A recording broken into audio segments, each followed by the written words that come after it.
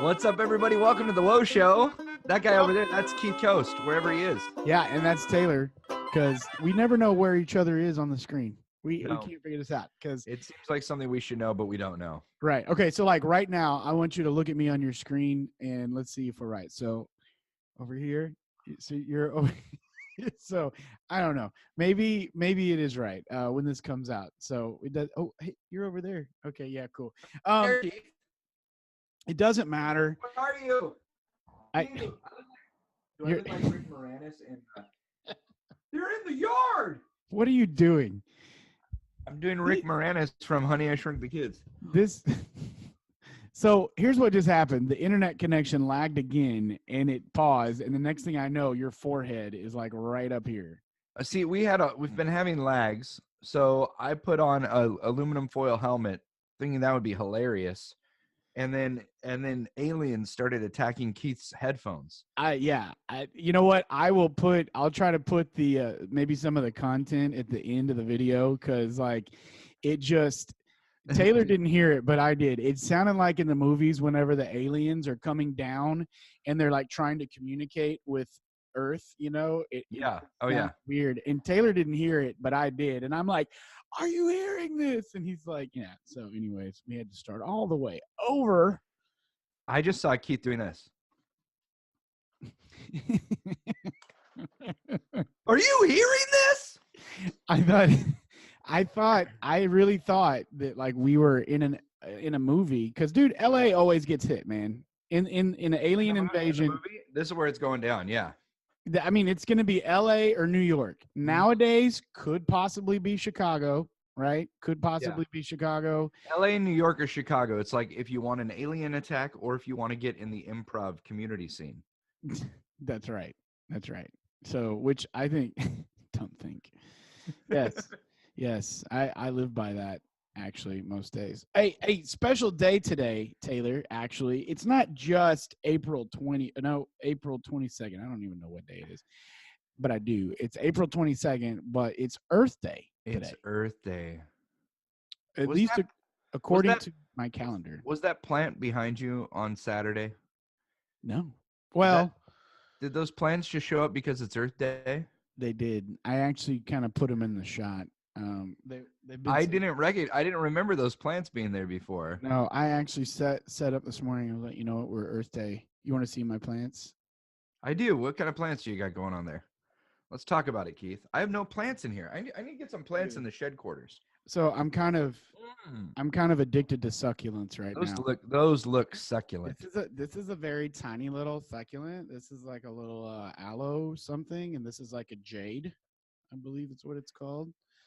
And those are somewhat self-sustaining plants, right? Did I say self-sustaining? I mean, they take very little water. Yeah, they're supposed to be pretty easy to take care of. They grow in the desert by themselves. Yeah. So.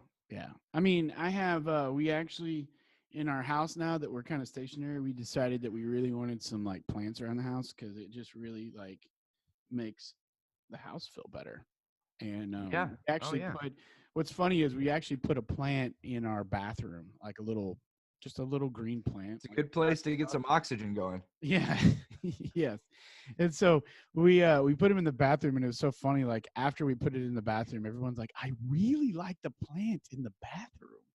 And isn't it amazing that you put a plant in the bathroom? But hey, speaking of Earth Day, that's a wise choice. And here's the deal. Indoor plants, and this is one of the reasons we did it, is because they're really good for filtering air. And, that's true. And they kind of like help take some of the toxins out of the they breathe in carbon dioxide, right? Mm-hmm. This is probably a very elementary way of saying this, but my understanding is they breathe in carbon dioxide, they breathe out oxygen. We do the opposite, right? So in a sense, we're meant to live in coordination with plants and nature and trees. And exactly. That's why you get around. Like when I go camping and I go out in the woods, I just feel better. Like I feel like I can breathe better. Mm-hmm. You know, it's pretty awesome. It's totally true, man. I love it. I grew up mainly like where I live now in Southwest Oklahoma, but for about 4 years I lived in the Panhandle of Texas. and there are no trees. Like, I mean, there are, except people planted them, but like, there's no Yeah. trees. They're not there naturally.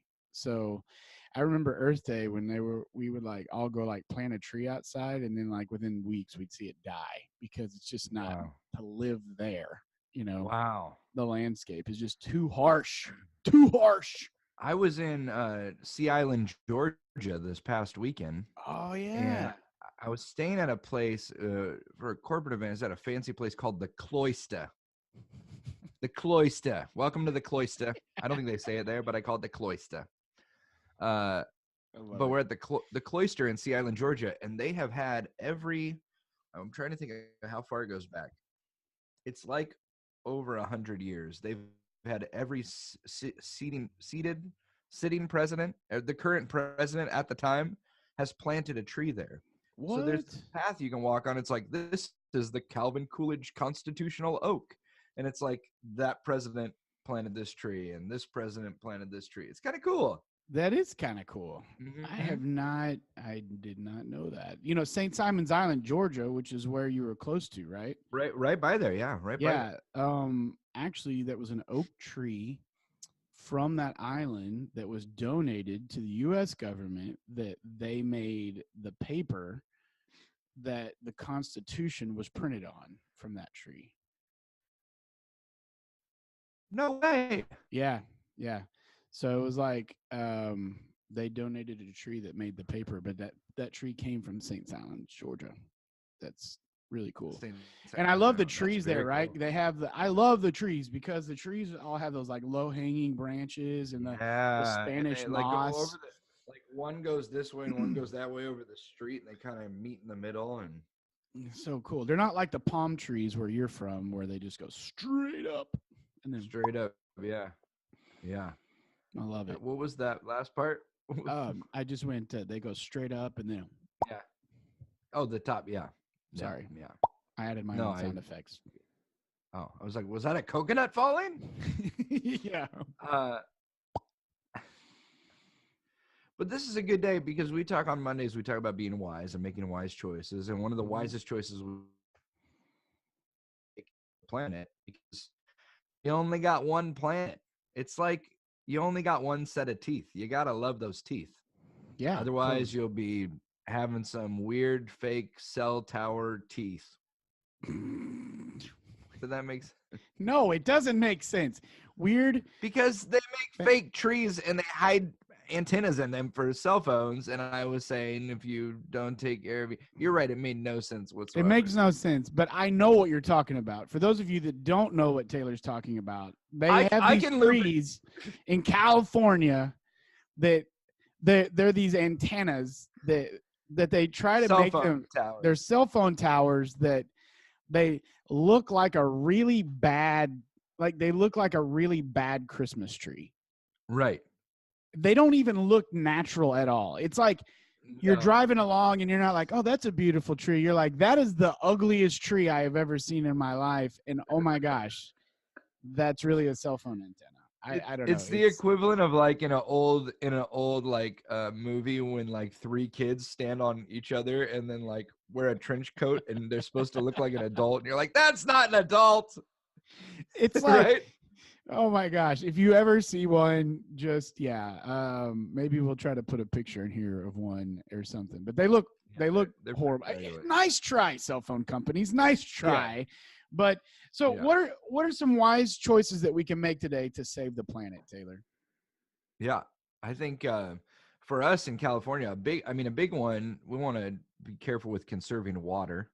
We're finally now, after 10 years, not in a drought for the first time.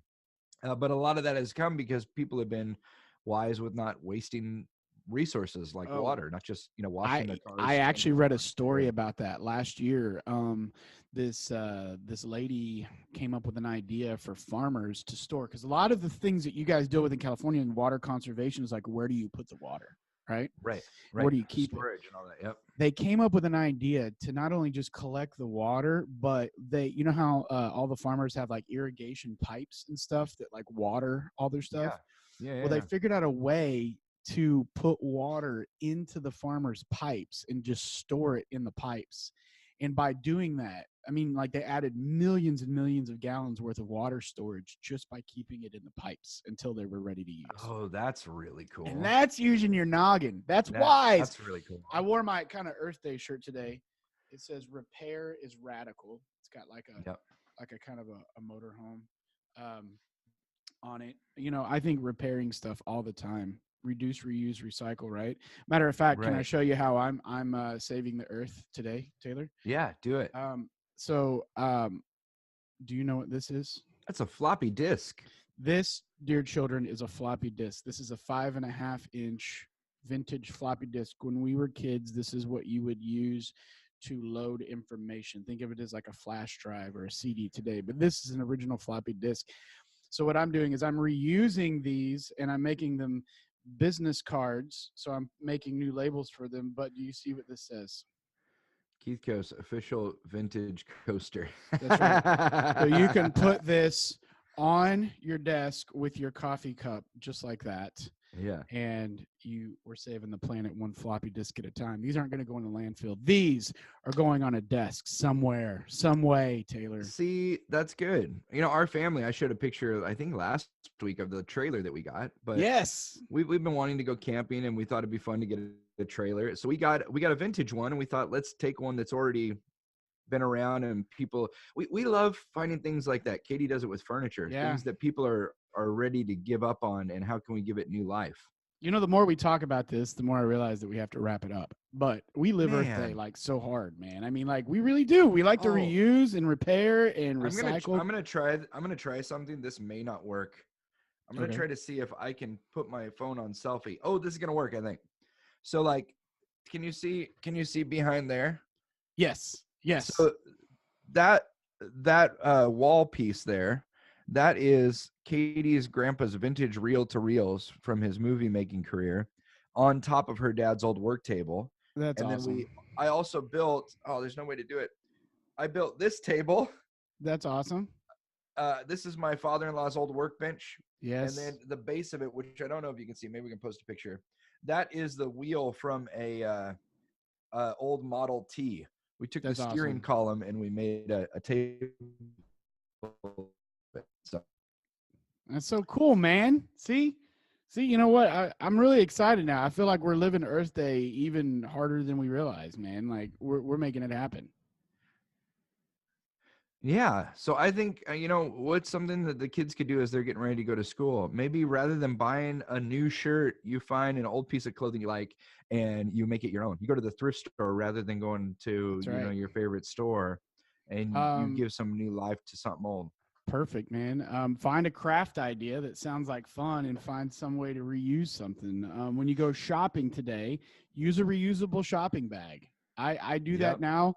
California taught me that, you know what? You don't need a plastic bag. You can carry it out in your arms or an old sock in case you forgot it. Yeah. So you can get like 5 cans of beans in a long tube sock. Did you know that? Right. I did not know. In case you go to the grocery store and you could be a great weapon too. For the zombie apocalypse. That's what I want my weapon to be. A can full of a sock full of beans. That looks so I'll say one more. I'll say one more thing that our family has done is we've started buying things in bulk that don't have packaging. So when we go to the store, rather than buying like a small box of rice and then every couple months buying another small box of rice and that gets thrown away, we'll go where they sell like a big bin full of rice and we'll bring our own container. And you could do that with cereal. You could do that with all sorts of things. And it's just a simple way to minimize the amount of trash and garbage that we're putting out there. Well, guys, we hope you are making some wise choices this Monday, this Earth Day. Remember, we only get one Earth, so take care of it, and you take care of yourself, and make sure that you bring yourself back tomorrow, because we're going to be here with a brand new video just for you. So we'll see you guys mañana.